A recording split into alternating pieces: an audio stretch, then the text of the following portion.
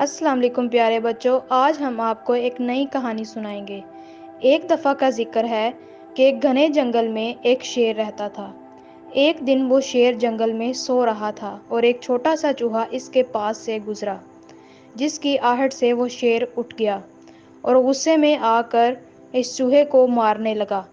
جیسے ہی وہ اپنا پنجہ چوہے کے اوپر رکھنے لگا، چوہے نے شیر سے منت کی کہ اس بار مجھے چھوڑ دو، میں آئندہ تمہیں تنگ نہیں کروں گا اور ہو سکتا ہے کہ میں بھی کسی دن تمہارے کام آ جاؤں۔ تو شیر کو چوہے پر ترس آیا اور اس نے اسے چھوڑ دیا۔ کچھ دنوں بعد ایک شکاری جنگل میں آیا اور اس نے شیر کے لیے ایک جال بچھا دیا۔ شیر جب وہاں سے گزرا اور وہ اس جال میں پھنس گیا اور اس جال کو توڑنے کی بہت کوشش کی۔ جب چوہا وہاں سے گزر رہا تھا تو اس نے دھاڑ کی آواز سنی اور دیکھا کہ شیر شکاری کے جال میں پھنس گیا ہے۔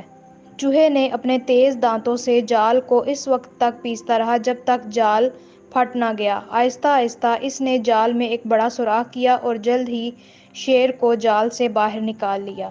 اس طرح شیر نے چوہے کا شکریہ ادا کیا اور پھر وہ بہت اچھے دوست بن گئے۔